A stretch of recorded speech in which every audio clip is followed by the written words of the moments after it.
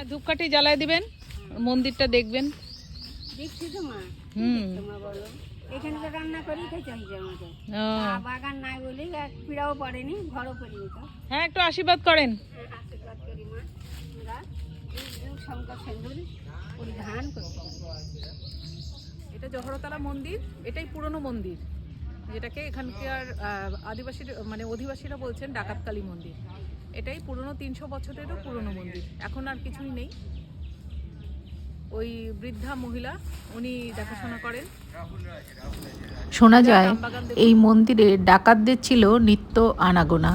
তারা ডাকাতি করে বহু মূল্যবান ধনরত্ন এনে এই মন্দিরে মাটির তলায় পুঁতে রাখতেন। ওই ধনরত্নের উপরই দেবী মূর্তি প্রতিষ্ঠা করা হয়। এখানে ঘর করি বাবা, এখানে ঘর করি বাবা, বেঁচে থাকো, হাত তুলে আশীর্বাদ করছি।